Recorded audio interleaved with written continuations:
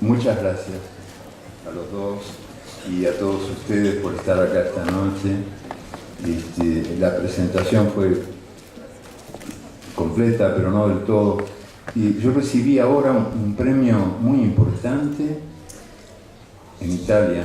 Bueno, no lo recibí, me lo dieron, pero no lo recibí. Siempre en mi vida es así, ¿no? Como una paradoja incesante, porque me dieron ese premio que me dio mucha alegría, porque es un premio literario de mucho prestigio, se llama Grinzan-Cavour. Yo no podía creer cuando recibí la carta del director de la fundación, Grinzan-Cavour, diciéndome que yo había sido elegido por el jurado para recibir ese premio.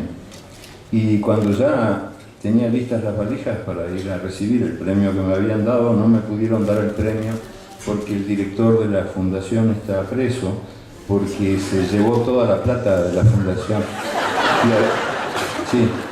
Y además, para colmo, tenía la mala costumbre de violar a un mayordomo negro que había traído.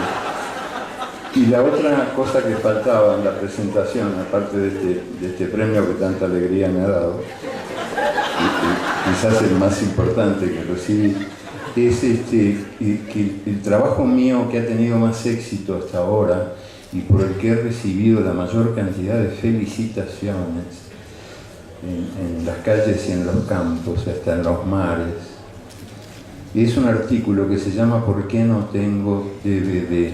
Y yo nunca escribí ese artículo.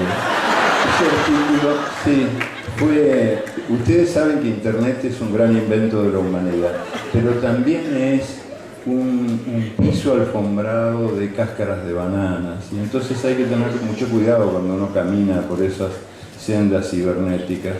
El artículo no es mío, yo nunca lo escribí, además no comparto lo que dice, pero nunca fui tan felicitado. Es el trabajo mío de más éxito en toda mi larga vida consagrada a la creación de palabras, de modo de que cada vez que alguien me felicita por eso que no escribí, me pregunto si debo suicidarme o seguir adelante.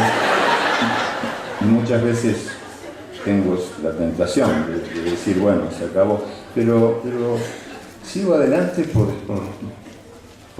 fiado nomás, ¿no? Porque crea que vale la pena, porque realmente estas dos últimas experiencias no han sido muy estimulantes. Vengo a leerles algunos relatos, algunos pasajes del último libro que he cometido, que se llama Espejos, una historia casi universal, y que intenta contar, es un proyecto que prueba que mi lugar no está aquí, sino en ese sitio donde uno entra y ve a un señor con la mano en la chaqueta y le pregunta cómo se llama, le dice Napoleón Bonaparte, y dice, ¿quién le dijo eso? Me lo dijo Dios. Y viene otro por atrás y dice, yo jamás he dicho eso, jamás he dicho eso. Y yo pienso que este proyecto que yo llevé adelante es la prueba de que esa es mi casa real, el lugar donde yo debería estar, en lugar de estar como estoy, suelto por el mundo, leyendo estas cosas que esta noche les voy a leer a ustedes. Porque se trata de una historia del mundo, una historia universal, que es una cosa que solamente a los locos se les puede ocurrir hacer. Y que finalmente hice después de muchos años de estar recogiendo historias que me parecía que valían la pena. De las que escribí, que fueron unas 900, quedaron 600 en el libro.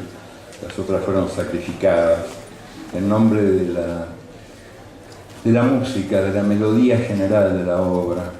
Son todos relatos muy cortitos que se han ido hilvanando y que forman un sonido común. Entonces, algunos de los relatos que me gustaban y que yo los quería, porque en cada uno hay horas y horas y días de trabajo, a veces semanas de trabajo. Y además la relación que uno tiene con lo que hace, ¿no? Que los relatos me tocaban el hombro, me tiraban de la ropa, me decían, ¿por qué me sacaste? ¿Qué? No te gusto, yo no soy lindo, yo digo, no, ¿cómo no? Claro que sí, pero no entrabas ahí, porque es un problema de música. Es un sonido único que se va enhebrando, bueno, pobrecito, una cosa terrible. Pero esos 600 que quedaron fueron el resultado de muchísimos años, claro, que yo fui recogiendo historias que me parecía que alguna vez sería bueno contar, que eran la historia de la otra cara de la luna, o de la otra cara de la Tierra, mejor dicho, el lado no visible del mundo, donde están los invisibles, los no escuchados, los que hicieron la historia, pero no figuran en ella, o que figuran de muy mala manera. No solo hombres, mujeres, sino también lugares. Este es un libro donde hay muchas historias del África, por ejemplo, del África que fue tan importante para las Américas todas, ¿no? De norte a sur, y de la que nada nos enseñan nunca, en ninguna parte. A mí, por lo menos, en la escuela, mi profesor en África fue Tarzán, que era un señor inglés que nunca había estado en África. Tarzán fue hijo de la imaginación de un funcionario ferroviario jubilado que tenía indudable talento literario, pero que nunca había estado en África y que enseñó cómo era el África a todo el planeta. Entonces este libro contiene historias del África que no son conocidas por la simple razón de que el África es como un continente secreto. Lo mismo vale para muchas de las cosas sobre China, la India.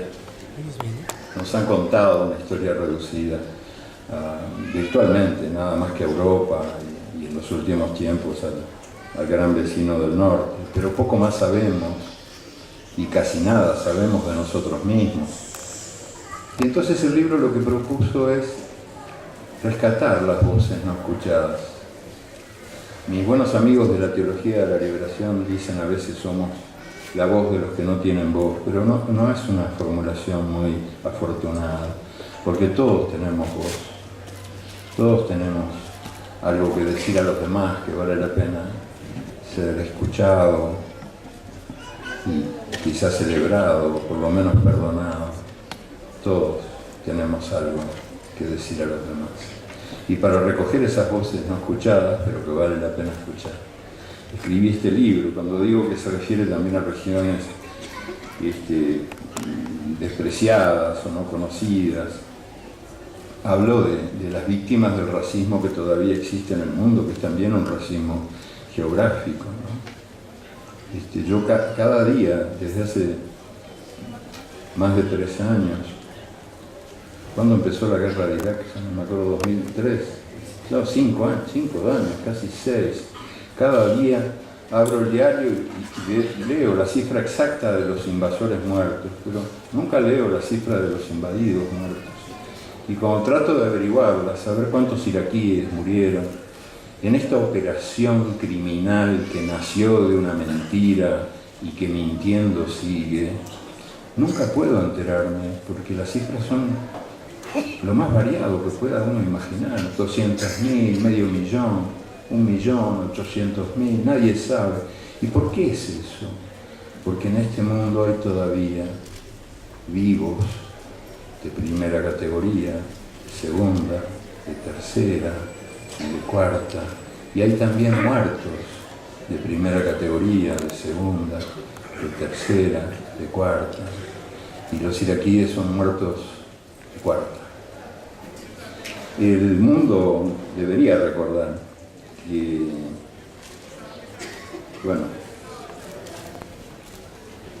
que en Irak, o sea, en Bagdad, nació el libro de cuentos, el libro de relatos más hermoso de todos los tiempos, que es Las Mil y Una Noches. Las Mil y Una Noches de Sherezade fueron amadas, dormidas y contadas en una obra escrita en Bagdad, y que en Irak nació mucho antes de Las Mil y Una Noches, nació la escritura. Yo creo que el principal autor, no fue el único, por cierto, y tuvo numerosos cómplices, pero el principal autor de la aniquilación de Irak, de esa carnicería infame, George W. Bush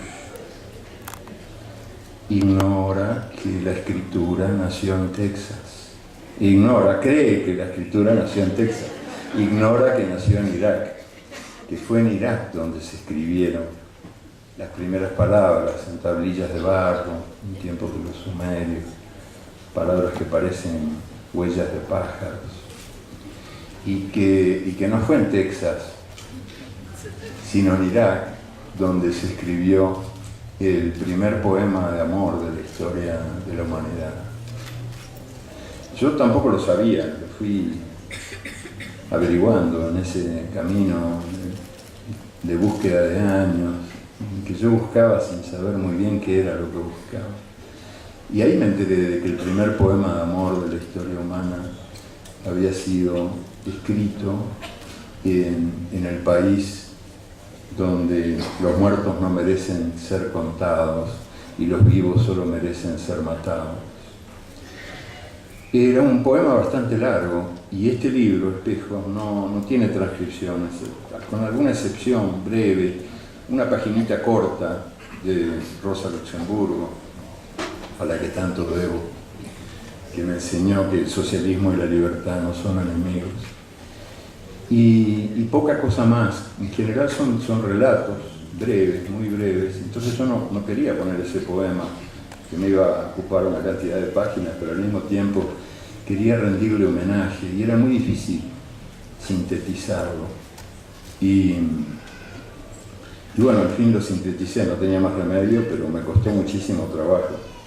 Y la síntesis dice, se los leo porque es tan cortito, para empezar la lectura general del libro. Me parece que es muy bello recurrir, no es mala idea recurrir al primer poema de amor jamás escrito.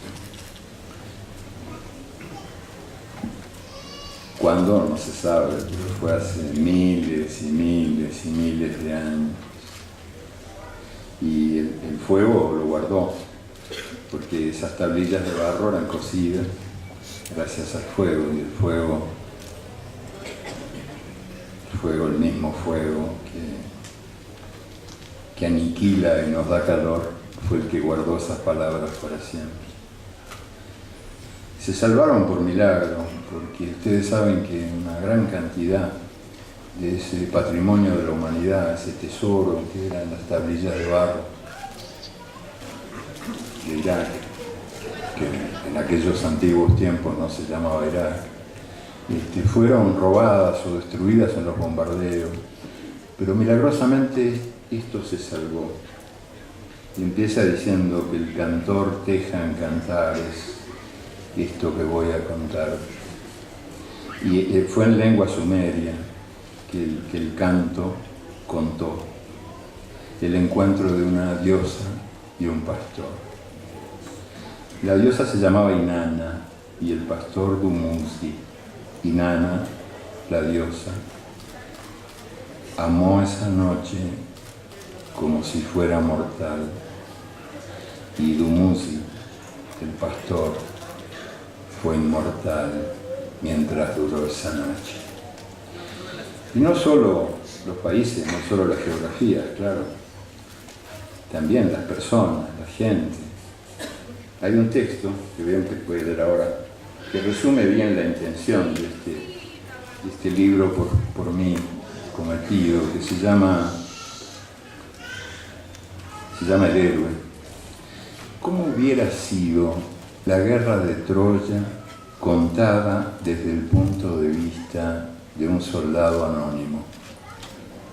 Un griego de a pie, ignorado por los dioses y deseado no más que por los buitres que sobrevuelan las batallas. Un campesino metido a guerrero, cantado por nadie esculpido. Un hombre cualquiera, obligado a matar y sin el menor interés de morir por los ojos de Helena. ¿Habría presentido ese soldado lo que Eurípides confirmó después? Que Helena nunca estuvo en Troya. que solo su sombra estuvo allí, que 10 años de matanzas ocurrieron por una túnica vacía. Y si ese soldado sobrevivió, ¿qué recordó? ¿Quién sabe? Quizás el olor del dolor, y simplemente eso. 3000 años después de la caída de Troya, los corresponsales de guerra Robert Fisk y Fran Sevilla nos cuentan que las guerras huelen. Ellos han estado en varias, las han sufrido por dentro y conocen ese olor de podredumbre, caliente, dulce, pegajoso, que se te mete por todos los poros y se te instala en el cuerpo. Es una náusea que jamás te abandonará. Y por ese camino del rescate de los que hicieron la historia pero no fueron registrados por ella, ocupan un lugar importante las mujeres, como debía ser, porque son la mitad de nosotros. Y a veces para elogiarlas se dicen que es una minoría que también tiene derechos. Ese es uno de los elogios que les dedican, pobres, pero otro también es que detrás de todo gran hombre hay una mujer, como reduciéndolas a la triste condición de respaldo de silla. Y otros homenajes parecidos también, que en fin, no quiero ahora extenderme mucho, pero quiero empezar con un texto que tiene que ver con eso, que algo tiene que ver con eso, y que proviene de una pregunta, porque este libro fue construido por preguntas que yo me fui formulando a lo largo de los años y que las fui guardando. A mí me gustan mucho las preguntas y creo que las respuestas mejores, las más fecundas, son nuevas preguntas que se agregan a las preguntas. Y esta pregunta que ustedes van a escuchar ahora se me ocurrió en las cuevas de Altamira, en el norte de España, hace ya muchos años, cuando tuve la suerte de ver las pinturas de nuestros antepasados. Y yo me eché en una mesa de piedra, así como esta, y las pinturas estaban en el techo de la caverna, cosa que yo no sabía. Había visto las reproducciones, pensaba que se veía como en una galería de arte, pero estaban en los techos. Y vi ahí pasó esto. Están allí, pintadas en las paredes y en los techos de las cavernas, estas figuras: bisontes, alces, osos, caballos, águilas, mujeres, hombres, que no tienen edad. Han nacido hace miles y miles de años, pero nacen de nuevo cada vez que alguien las mira. ¿Cómo pudieron ellos, nuestros remotos abuelos, pintar de tan delicada manera? ¿Cómo pudieron ellos, esos brutos que a mano limpia peleaban contra las bestias, crear figuras tan llenas de gracia? ¿Cómo pudieron ellos dibujar esas líneas volanderas que escapan de la roca y se van al aire?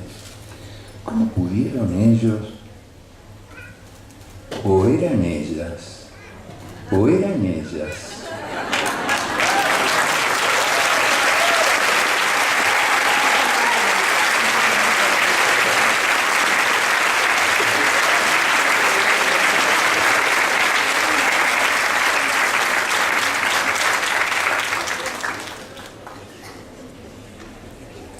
A mí me gusta mucho la pintura, la escultura, las artes plásticas. En realidad yo quería ser pintor, pero no funcioné muy bien con eso. También quise ser jugador de fútbol, era un patadura. Quise ser santo y tenía una tendencia irresistible al pecado. Mi vida es una cadena de fracasos uno atrás del otro, hasta que no tuve más remedio que ponerme a escribir. Pero lo que más me gusta, lo que más me gusta es la pintura, el mundo de las artes plásticas. Entonces, después que estuve en Altamira, todo cuanto libro del llamado arte prehistórico, que la palabra no me gusta mucho, si la historia hubiera empezado como si ellos no fueran parte de la historia, y ellas también, ¿no? Entonces, muchos libros de arte rupestre, como también lo llaman, y buscando a ver si a alguno se le había ocurrido la pregunta, a ver si me la contestaba. Podían haber sido mujeres las artistas, estas tan celebradas hoy día, como ya no serían los papás del arte moderno, sino las mamás. Y en ninguno de los libros aparecía ni siquiera mencionada esa posibilidad. Así que digo, bueno, si no la escribo yo, ¿quién la va a escribir? Fíjense ustedes que el tema de la exclusión de las mujeres nos ha hecho olvidar o desconocer a algunos personajes, a muchos, bueno, en el libro hay unos cuantos, ahora elegí 2 o 3 textos nomás, pero personajes como Teodora, por ejemplo, ¿no? Debe leer lo que escribí sobre Teodora. Ravenna, la ciudad de Ravenna, debía obediencia al emperador Justiniano y a la emperatriz Teodora, pero las afiladas lenguas de la ciudad se deleitaban evocando el turbio pasado de esa mujer, las danzas en los bajos fondos de Constantinopla, los gansos picoteando semillas de cebada en su cuerpo desnudo, sus gemidos de placer, los rugidos del público.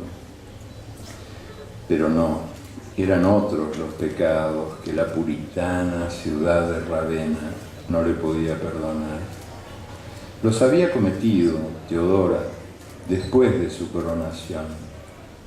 Por culpa de Teodora, el imperio cristiano bizantino había sido el primer lugar en el mundo donde el aborto era un derecho.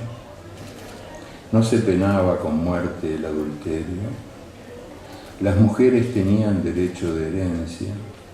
Estaban protegidas las viudas y los hijos ilegales.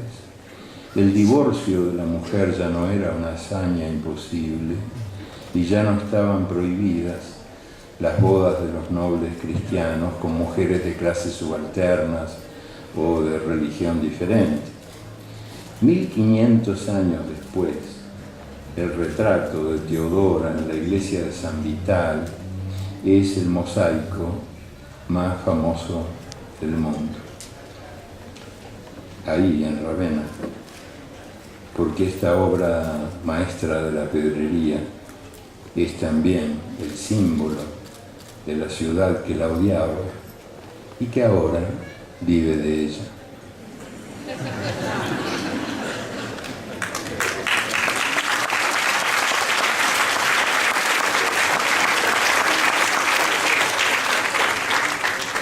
Estamos acostumbrados a vincular la opresión de la mujer con el mundo religioso, ¿no? Y con bastante razón. Durante 7 siglos la Iglesia Católica prohibió que las mujeres cantaran en los templos, porque las voces de las hijas de Eva ensuciaban la pureza del aire. Y también es verdad que no en todo el mundo musulmán, ni mucho menos, pero en buena parte del mundo musulmán, las mujeres aún hoy día son tratadas como si no fueran gente, como si no fueran personas. Pero este no es un triste privilegio de las religiones. La más laica de las revoluciones en su época, por supuesto, la primera gran revolución laica de la historia, la Revolución Francesa, no se lució por tratarlas demasiado bien. Fíjense lo que voy a leer. Son femeninos los símbolos de la Revolución Francesa. Femeninos, mujeres de mármol o bronce, poderosas tetas desnudas, gorros frigios, banderas al viento. Pero la revolución proclamó la Declaración de los Derechos del Hombre y del Ciudadano, y cuando la militante revolucionaria Olympia de Gouges propuso la Declaración de los Derechos de la Mujer y de la Ciudadana, marchó presa. El tribunal revolucionario la sentenció y la guillotina le cortó la cabeza. Supongo que para que aprendiera.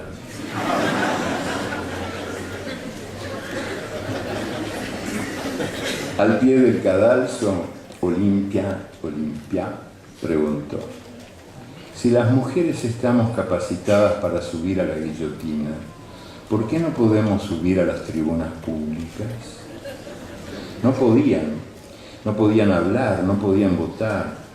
La convención, el Parlamento Revolucionario, había clausurado todas las asociaciones políticas femeninas y había prohibido que las mujeres discutieran con los hombres en pie de igualdad.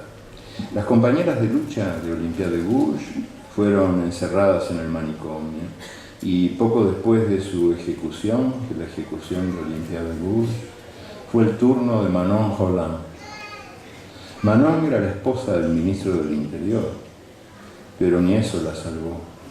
La condenaron, textual, por su antinatural tendencia a la actividad política.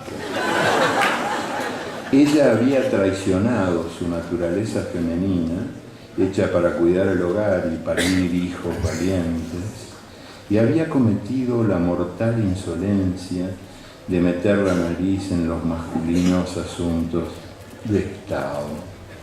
Así que la guillotina volvió a caer. Pero en todos lados se cuecen habas, ¿no? A ver si les suena. Mandaba la tradición que los ombligos de las recién nacidas fueran enterrados bajo la ceniza de la cocina, para que temprano aprendieran cuál es el lugar de la mujer y que de allí no se sale. Cuando estalló la Revolución Mexicana, muchas salieron, pero llevando la cocina a cuestas, por las buenas o por las malas, por secuestro o por ganas. Siguieron a los hombres de batalla en batalla. Llevaban el bebé prendido a la teta y a la espalda las ollas y las cazuelas y las municiones. Ellas se ocupaban de que no faltaran tortillas en las bocas ni balas en los fusiles, y cuando el hombre caía empuñaban el arma. En los trenes, los hombres y los caballos ocupaban los vagones. Ellas viajaban en los techos, rogando a Dios que no lloviera. Sin ellas, soldaderas, cucarachas, adelitas, vivanderas, galletas, juanas, pelonas, guachas, esa revolución no hubiera existido, pero a ninguna se le pagó pensión.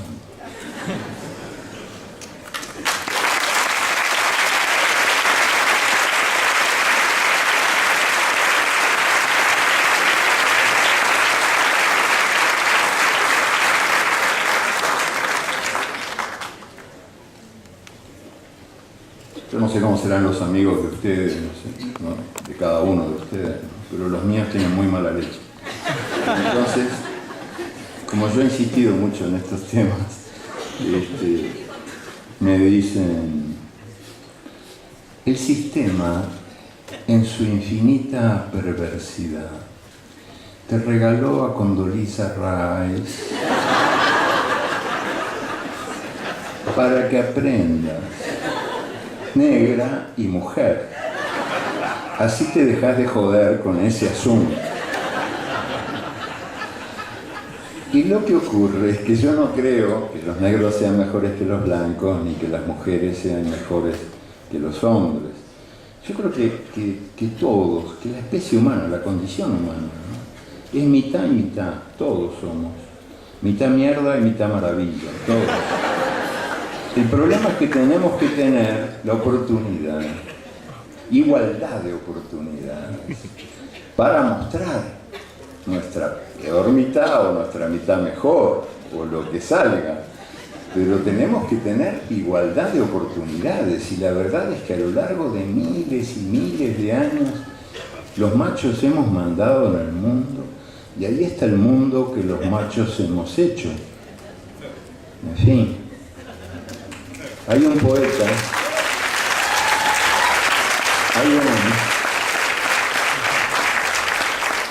un muchacho muy jovencito, poeta. Hace poco yo estuve en Córdoba, en Argentina, y es un poeta cordobés de ahí que se llama Gabriel Riobó, que me definió muy bien el mundo, porque es difícil hablar del mundo, ¿no? Y él dice que este muchacho, me contó, parecía que honesto, que decía la verdad, que había estado charlando con un perro. Con un perro de la calle, de estos que duermen, abajo de un puente había sido el diálogo, ¿no? Y el perro le había dicho una gran frase que define muy bien al mundo. El perro le había dicho: el mundo es una pulga muy difícil de rascar. Y yo creo que es una pulga muy difícil de rascar, pero se podría hacer algo al menos para que no fuera tan difícil. Por ejemplo, en ese camino de la igualdad de oportunidades, en ese camino de la recuperación de nuestra maravillosa diversidad humana. Porque este libro fue escrito para eso, para ayudar a recuperar los fulgores, los colores del arco iris terrestre, que son colores mutilados por el machismo, por el racismo, por el sexismo, por el elitismo y por otros ismos que sería una lista larga mencionar. Y el racismo es uno de los grandes mutiladores de la riqueza humana. Y por eso, acá les voy a leer otro texto que empieza con otra pregunta, que también yo me formulé a lo largo de los años, que es esta. ¿Adán y Eva eran negros? En África empezó el viaje humano en el mundo, y en eso están de acuerdo todos los expertos. La cuna de la humanidad fue el África. Desde allí emprendieron nuestros abuelos la conquista del planeta, y los diversos caminos fundaron los diversos destinos, y el sol se ocupó del reparto de los colores. Ahora las mujeres y los hombres tenemos más colores que el arco iris del cielo, pero somos todos, toditos somos, africanos, emigrados. Hasta los blancos blanquísimos vienen del África. Quizás nos negamos a recordar nuestro origen común porque el racismo produce amnesia, o porque nos resulta imposible creer que en aquellos tiempos remotos el mundo entero era nuestro reino, inmenso mapa sin fronteras, y nuestras piernas eran el único pasaporte exigido.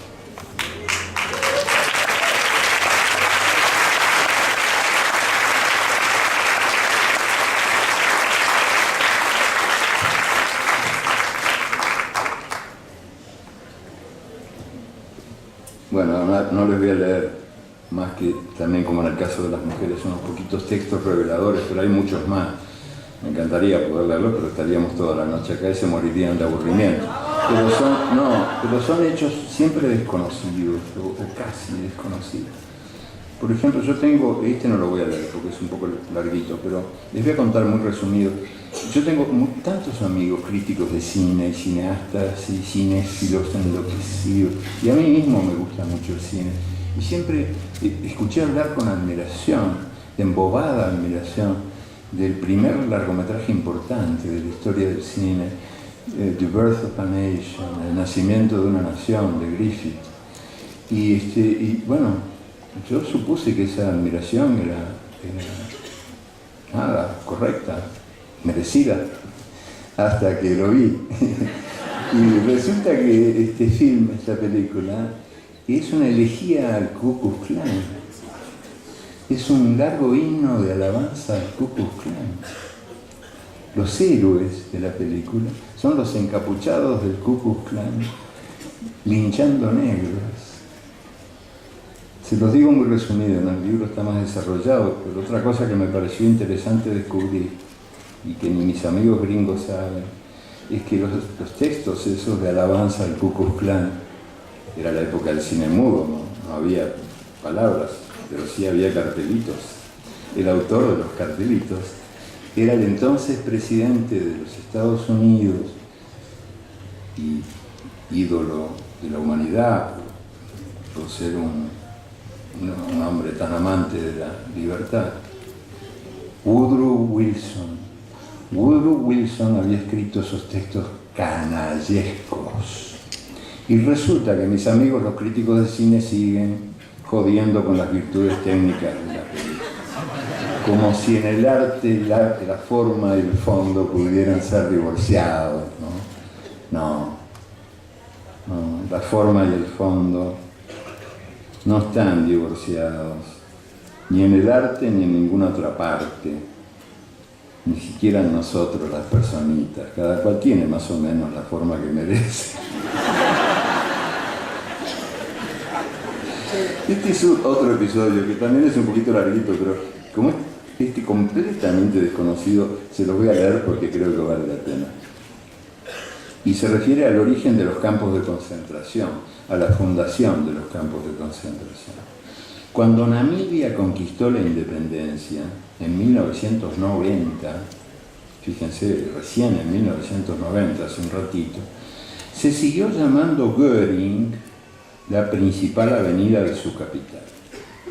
No por Hermann Göring, el célebre jefe nazi, sino en homenaje a su papá, Heinrich Göring, que fue uno de los autores del primer genocidio del siglo XX. Aquel Göring, representante del imperio alemán en ese país africano, había tenido la bondad de confirmar en 1904 la orden de exterminio dictada por el general Lothar von Trotha. Es el papá de la famosa directora de cine, lo que demuestra que la especie mejora. Los hereros, negros pastores, se habían alzado en rebelión. El poder colonial los expulsó a todos y advirtió que mataría a los hereros que encontrara en Namibia, hombres, mujeres o niños armados o desarmados. De cada 4 nativos hereros, murieron 3. Los abatieron los cañones o los soles del desierto a donde fueron arrojados. Los sobrevivientes de la carnicería fueron a parar a los campos de concentración que Göring programó. Entonces el canciller von Bülow pronunció por primera vez la palabra campo de concentración en lengua alemana. Como es tan larga no me animo a leerla. Konzentrationslager o algo así. Los campos, inspirados en el antecedente británico de África del Sur, combinaban el encierro, el trabajo forzado y la experimentación científica. Los prisioneros, que extenuaban la vida en las minas de oro y diamantes, eran también cobayos humanos para la investigación de las razas inferiores.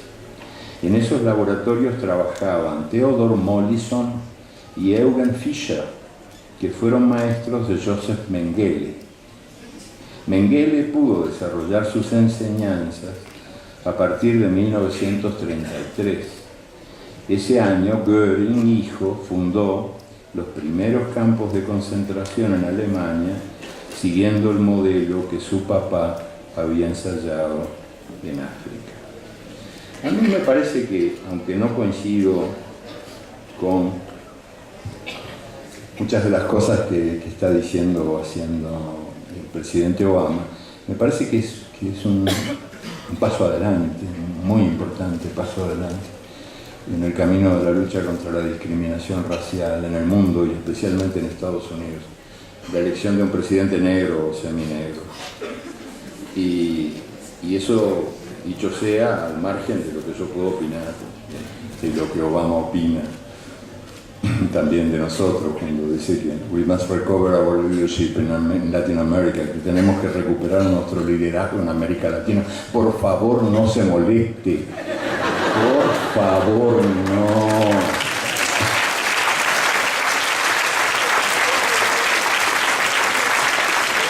Si hay algo que no necesitamos son salvadores, mesías, líderes. No, de eso tenemos una cantidad enorme.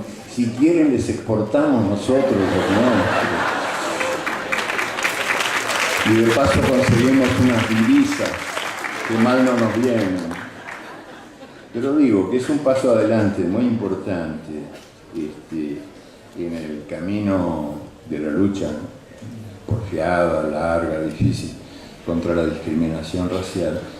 Y voy a citar otro hecho, de los muchos que el libro cuenta, que es más reciente que estos otros dos, que de la fundación de los campos de concentración, o ese otro que les mencioné, de la película más famosa, la más taquillera de toda la historia del cine mudo en Hollywood, el mayor éxito. Y es un episodio también poco conocido. Vamos a empezar por el principio. Era de cordero la sangre de las primeras para el procesamiento y almacenamiento del plasma. Fue un gran científico y en mérito a sus hallazgos, que salvaron millones de vidas durante la Segunda Guerra Mundial, Drew fue el primer director del Banco de Sangre de la Cruz Roja en los Estados Unidos. Duró nada más que 8 meses en el cargo, porque en 1942 una orden militar del Pentágono prohibió que la sangre negra se mezclara con la sangre blanca en las transfusiones. ¿Por qué? Para que no se hiciera por inyección lo que estaba prohibido en la cama. Sangre negra, sangre blanca. Eso es pura estupidez, dijo Drew, y se negó a discriminar la sangre. Él entendía del asunto, porque era científico, pero además porque era negro. Y entonces fue renunciado.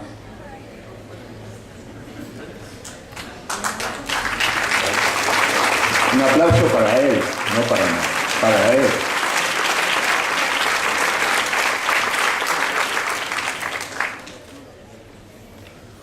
Bueno, ahora, volviendo a otros invisibles, algo hay muchísimo en el libro y también en la trilogía Memoria del Fuego y en muchos libros míos, pero algo hay que leer, hay que leer sobre los indígenas de las Américas, ¿no? Y me pareció bien empezar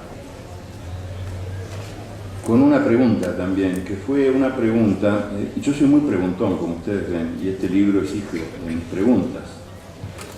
Y ser tan preguntón me ha costado a veces un poquito caro, pero bueno, no voy a venir a ser acá un lloradero de mis desventuras, pero esto de ser preguntón, de ser curioso, a veces se paga, digo, no siempre. Y la primera vez que me fue mal con el asunto de ser preguntón fue en la escuela cuando era chico.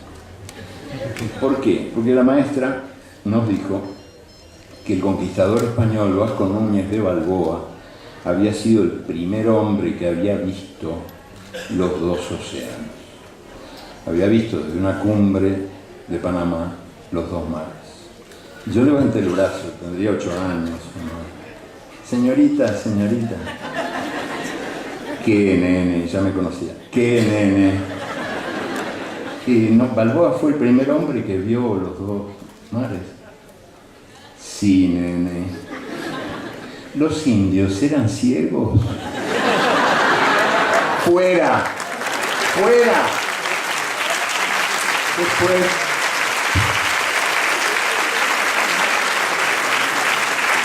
Después fui expulsado otras veces, en fin, a veces de mala manera, también por preguntar lo que no debía preguntar. Y entonces, bueno, ahora hay un texto que habla de eso, que también pregunta a quiénes pusieron sus primeros nombres al maíz, y a la papa, y al tomate, y al chocolate, y a las montañas, y a los ríos de América, ¿no? Hernán Cortés, Francisco Pizarro. Los que allí vivían eran mudos, además de ciegos, eran mudos. Lo escucharon los peregrinos del Mayflower, Dios decía que América era la tierra prometida. Pero los que allí vivían eran sordos. Después los nietos de aquellos peregrinos del Mayflower, aquellos peregrinos del norte, se apoderaron del nombre y de todo lo demás. Ahora americanos son ellos. Y otra pregunta, los que vivimos en las otras Américas, ¿qué somos? ¿Qué somos? ¿Noruegos? ¿Qué somos?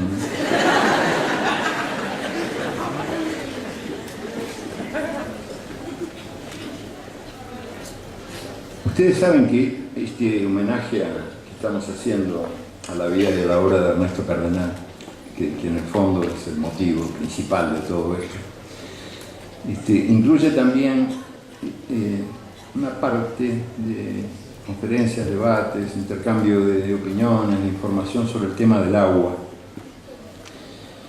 que es un tema de enorme importancia, ¿verdad? Ahora todos los expertos en temas militares coinciden en que las próximas guerras serán por el agua, no por el petróleo. Y yo creo que tienen razón, que sí, que el mundo está cada vez más sediento y que el agua se va a convertir en un tesoro cada vez más codiciado. Lo que no se sabe muy bien es cuándo y dónde ocurrió la primera guerra del agua. Ocurrió aquí, en México, la primera guerra del agua. Del agua había nacido, y de agua era, la gran ciudad de Tenochtitlán. Diques, puentes, acequias, canales. Por las calles de agua 200.000 canoas iban y venían entre las casas y las plazas, los templos, los palacios, los mercados, los jardines flotantes, los plantíos. La conquista de México empezó siendo una guerra del agua, y la derrota del agua anunció la derrota de todo lo demás. En 1521, Hernán Cortés puso sitio a Tenochtitlán, y lo primero que hizo fue romper a golpes de hacha el acueducto de madera que traía desde el bosque de Chapultepec el agua de beber. Y cuando la ciudad cayó, al cabo de mucha matanza, Cortés mandó demoler sus templos y sus palacios, echó los escombros a las calles de agua. España se llevaba mal con el agua. Se llevaba mal con el agua, que era cosa del diablo. Ustedes saben, eso, dicho sea de paso, los expertos discuten si la reina autora del llamado Descubrimiento de América, bueno, de esta cosa de 1492, cuando América descubrió el capitalismo. Pero la reina que fue coautora de esta hazaña, los expertos discuten si se bañó 2 o 3 veces en la vida. Algunos sostienen que 3, pero no tienen pruebas. Hay 2 baños que parece que sí se dio, cuando nació y cuando se casó. Pero el tercero no está probado. Algunos dicen que fue para celebrar la toma de Granada, pero nadie la vio bañarse. Ninguna santa católica puso nunca un pie en la bañera. O sea, el agua ha sido muy mal vista por el mundo católico. Y esa fue una de las razones por las cuales el baño era prueba de herejía musulmana. Y por bañarse, unos cuantos españoles musulmanes fueron a parar a la hoguera en la Plaza Mayor, por el delito de bañarse. El baño era muy, muy mal visto en la España que conquistó América, y con razón, porque el baño produce placer. Y el placer es sospechoso. El placer no conduce a nada bueno. El Papa lo dice todos los días. Y el arzobispo, vi que el arzobispo local de acá, de Veracruz también, nos ha iluminado el camino, diciéndonos, aléjense de la tentación. Y me pareció tan convincente que haré lo posible.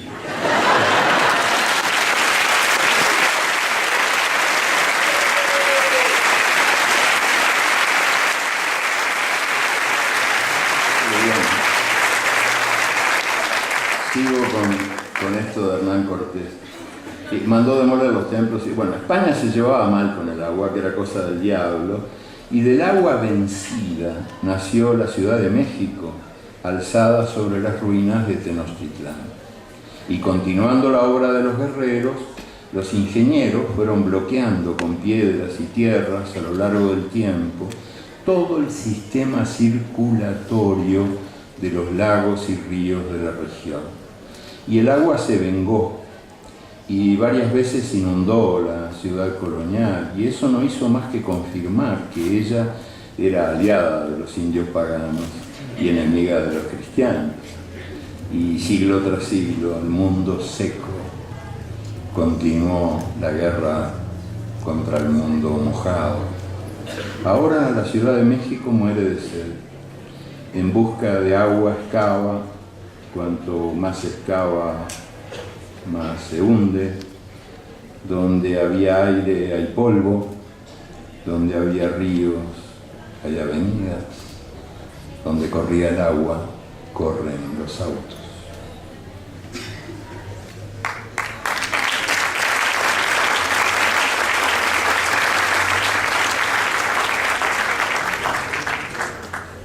Otro texto, no, me confundí, acá marco mal las cosas. A ver, había otra cosa acá. Ah, sí. Sí.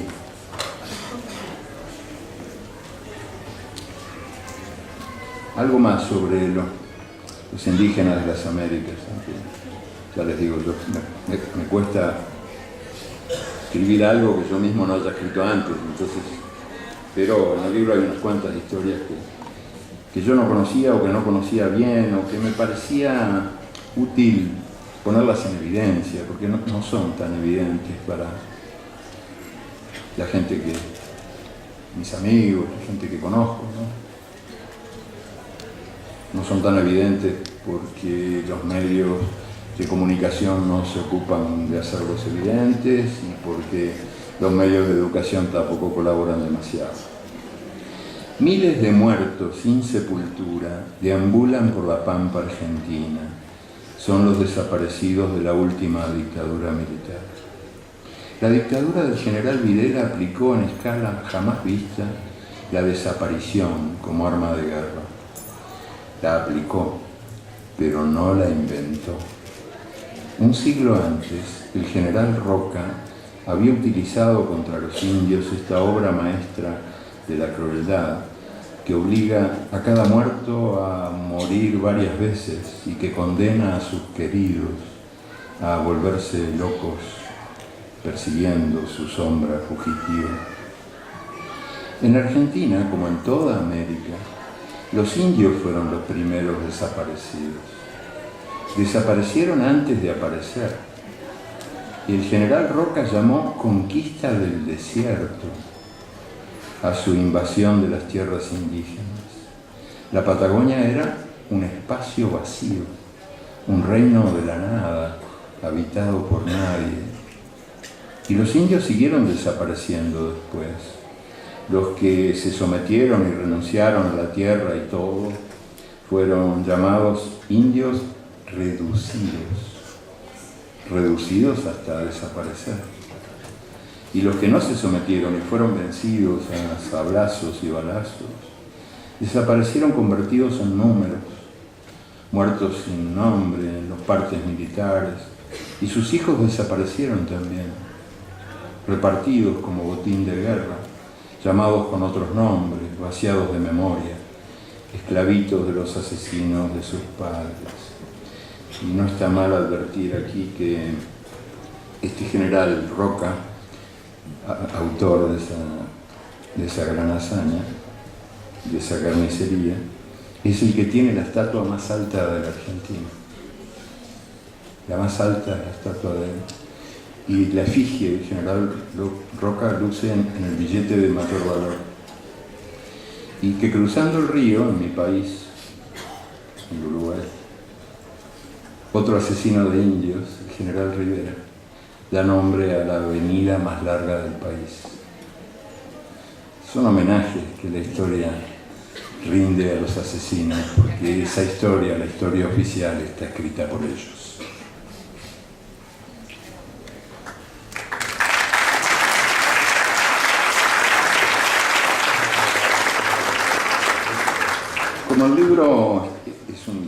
homenaje a la diversidad, yo les decía, los colores múltiples de ese arcoíris que no vemos, el arcoíris terrestre.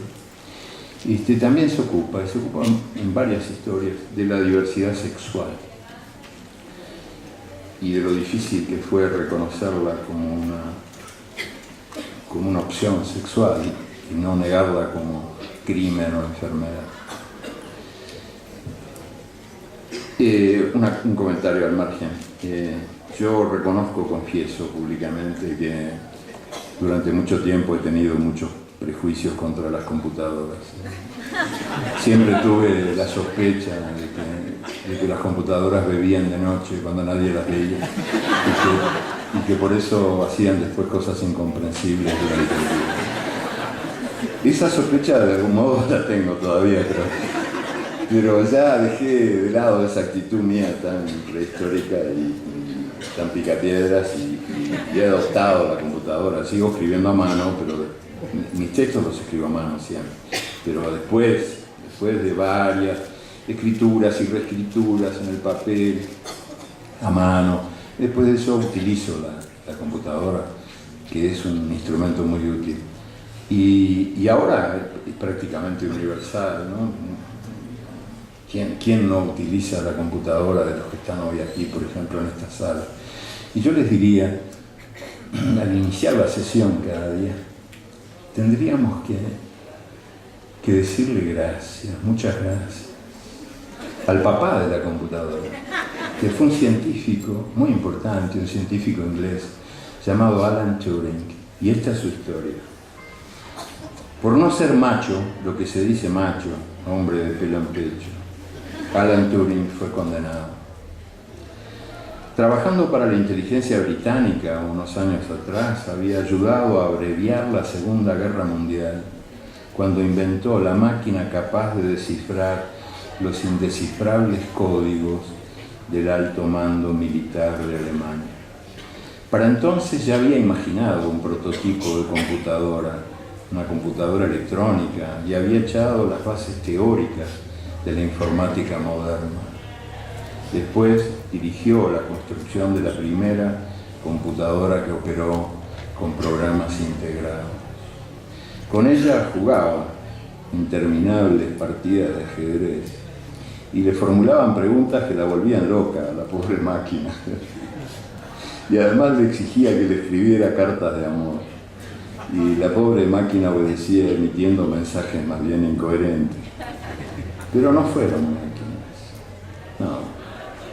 Fueron policías de carne y hueso, los que en 1952 se lo llevaron preso en Manchester por indecencia grave. Sometido a juicio, Turing se declaró culpable de homosexualidad.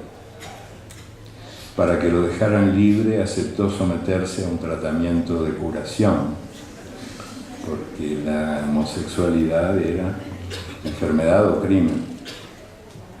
El bombardeo de drogas lo dejó impotente, le crecieron tetas, se encerró, ya no iba ni a la universidad, escuchaba murmullos, sentía miradas que lo fusilaban por la espalda.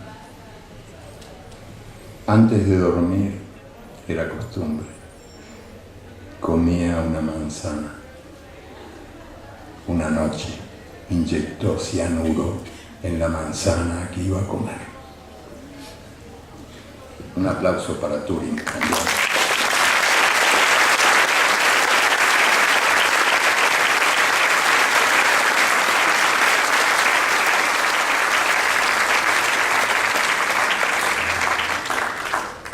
El amor que pasa, la vida que pesa, la muerte que pisa. Hay dolores inevitables y así es nomás y ni modo, pero las autoridades planetarias agregan dolor al dolor y encima nos cobran ese favor que nos hacen. En dinero contante y sonante pagamos cada día el impuesto al valor agregado, y en desdicha constante y sonante pagamos cada día el impuesto al dolor agregado. El dolor agregado se disfraza de fatalidad del destino, como si fueran la misma cosa, la angustia que nace de la fugacidad de la vida y la angustia que nace de la fugacidad del empleo.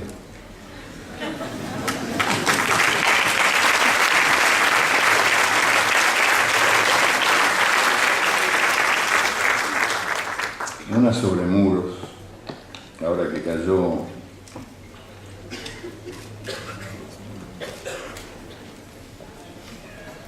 la calle del muro, este muro de Wall Street es la calle del muro, ¿no? Y el muro ese se cayó, bueno.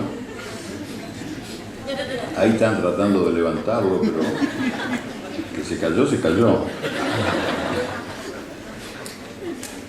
Y entonces me gustaría leer algo sobre muros, ¿no? El muro de Berlín, porque el muro de Berlín, ay Dios mío, acompañó mi infancia y parte de mi juventud. Era la noticia de cada día. De la mañana a la noche leíamos, veíamos, escuchábamos el muro de la vergüenza, el muro de la infamia, la cortina de hierro. Y por fin ese muro que merecía caer, cayó. Pero otros muros brotaron y siguen brotando en el mundo, aunque son mucho más grandes que el de Berlín. De ellos se habla poco o nada. Poco se habla del muro que los Estados Unidos están alzando aquí en la frontera mexicana, y poco se habla de las alambradas de Ceuta y Melilla. Casi nada se habla del muro de Cisjordania, que perpetúa la ocupación israelí de tierras palestinas y será 15 veces más largo que el muro de Berlín. Y nada, nadita se habla del muro de Marruecos, que perpetúa el robo de la patria saharaui por el reino marroquí y mide 60 veces más que el muro de Berlín.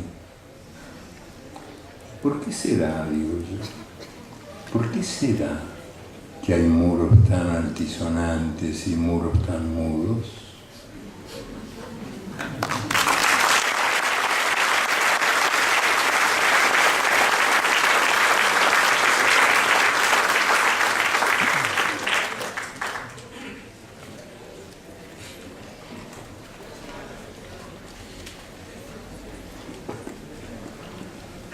Durmiendo nos vio. Elena soñó que hacíamos fila en algún aeropuerto. Una larga fila. Cada pasajero llevaba bajo el brazo la almohada donde había dormido la noche anterior. Las almohadas iban pasando a través de una máquina que leía los sueños. Era una máquina detectora de sueños peligrosos para el orden público. El siglo XX, que nació anunciando paz y justicia, murió bañado en sangre y dejó un mundo mucho más injusto del que había encontrado. El siglo XXI, que también nació anunciando paz y justicia, está siguiendo los pasos del siglo anterior. Allá en mi infancia yo estaba convencido de que a la luna iba a parar todo lo que en la tierra se perdía, todo, una camisa, un peine, una llave, una botella, todo iba a parar a la luna, todo lo que en la tierra se perdía. Sin embargo, los astronautas no han encontrado sueños peligrosos, ni promesas traicionadas, ni esperanzas rotas. Si no están en la luna, ¿dónde están? ¿Será que en la Tierra no se perdieron? ¿Será que en la Tierra se escondieron? ¿Será que en la Tierra están esperándonos, a nosotros, los humanitos? Darwin nos informó que somos primos de los monos, no de los ángeles. Después supimos que veníamos de la selva africana y que ninguna cigüeña nos había traído desde París. Y no hace mucho nos enteramos de que nuestros genes son casi igualitos a los genes de los ratones. Ya no sabemos si somos obras maestras del diablo o de Dios o chistes malos de uno o del otro.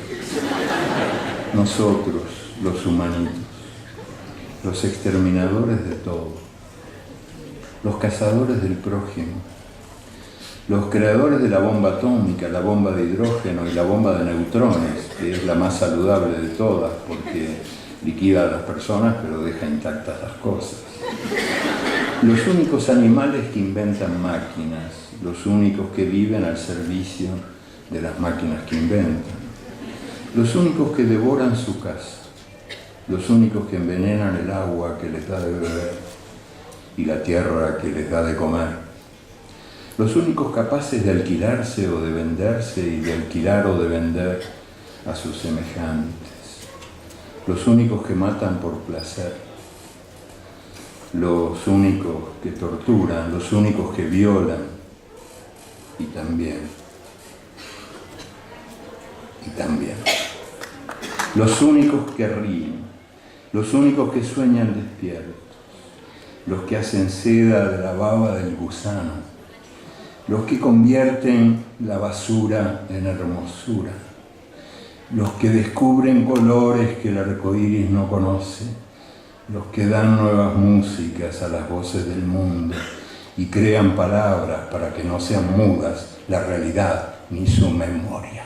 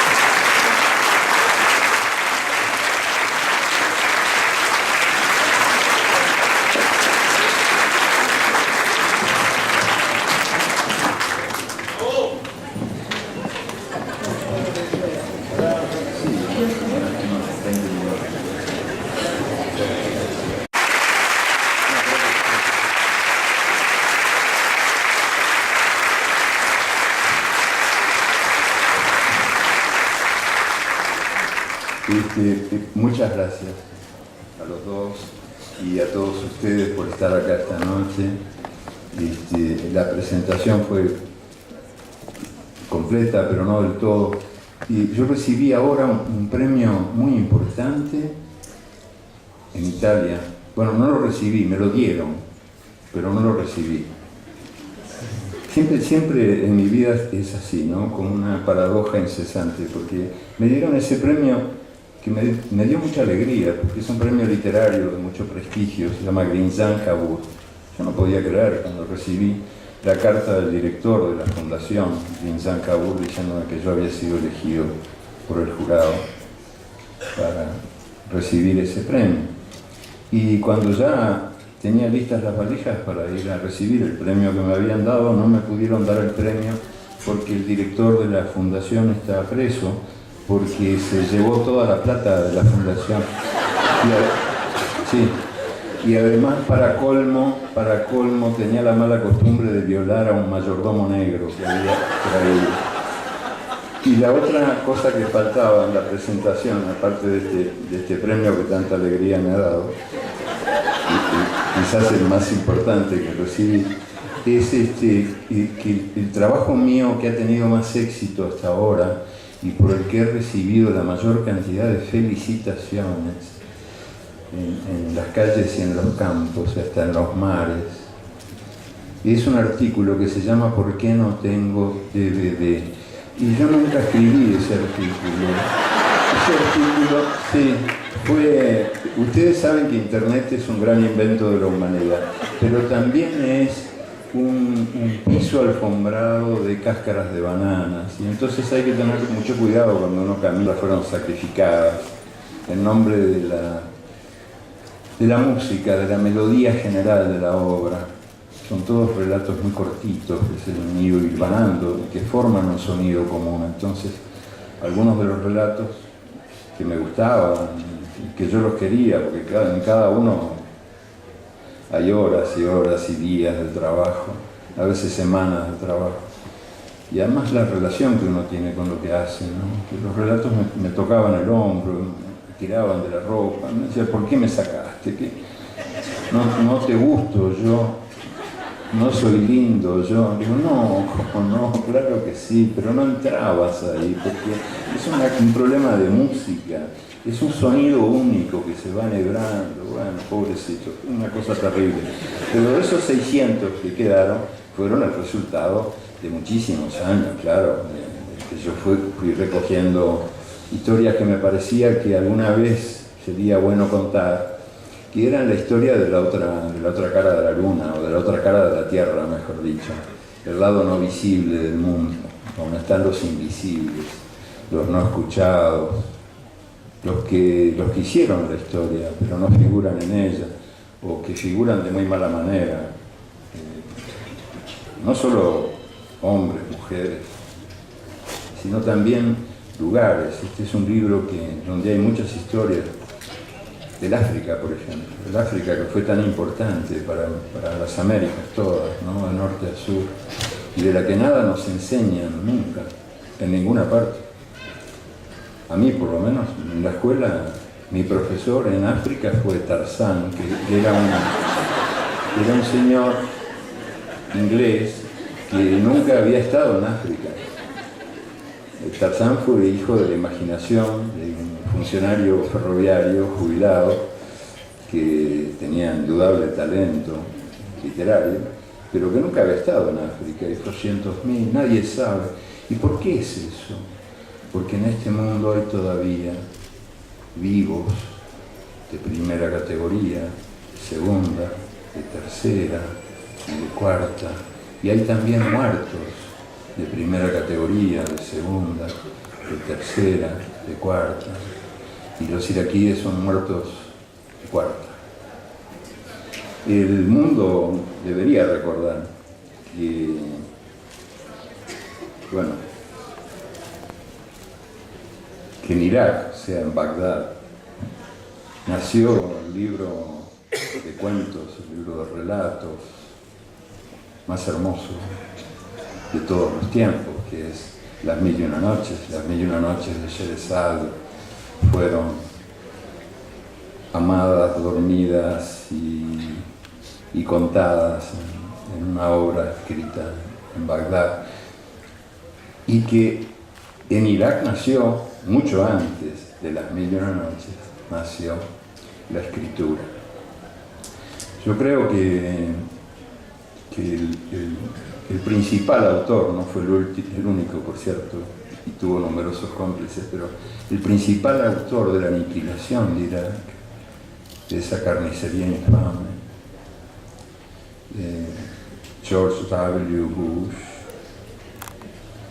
ignora que la escritura nació en Texas.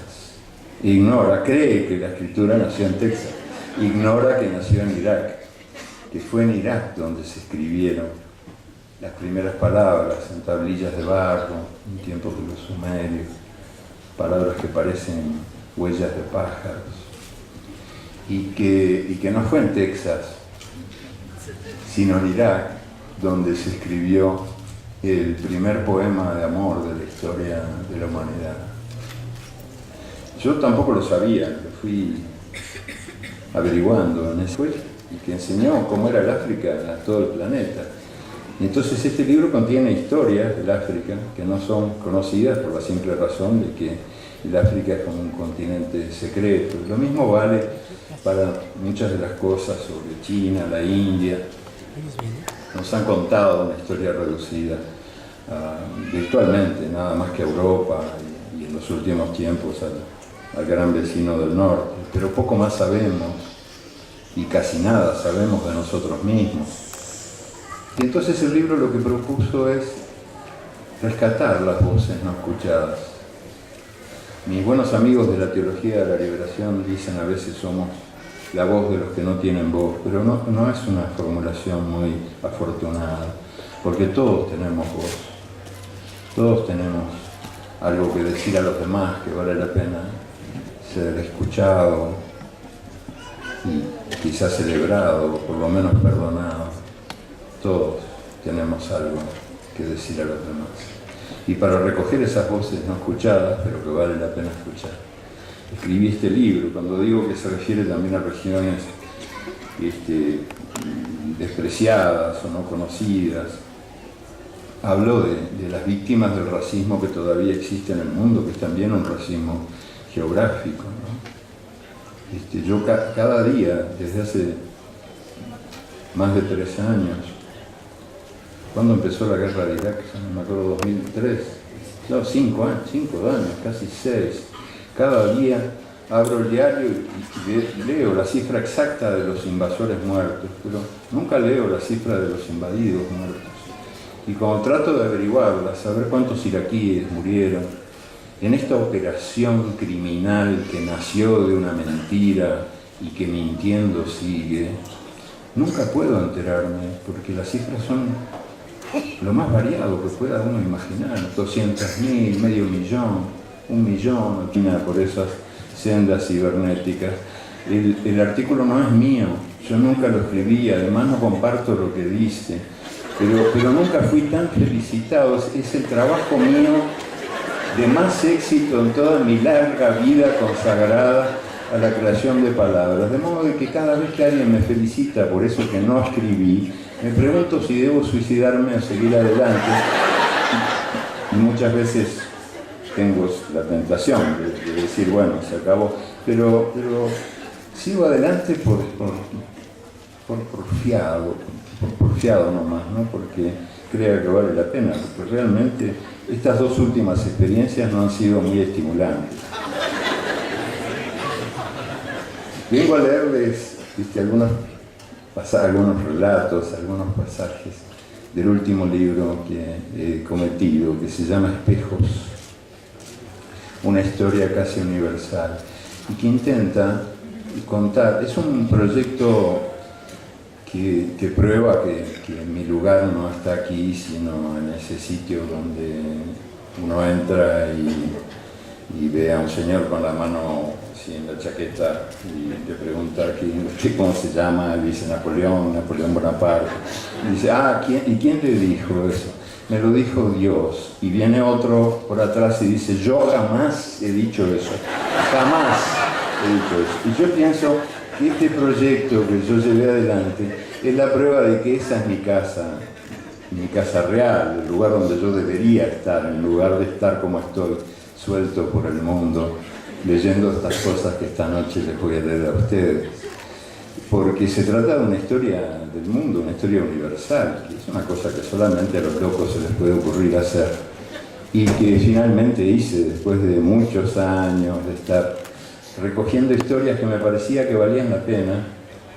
De las que escribí, que fueron unas 900, quedaron 600 en el libro.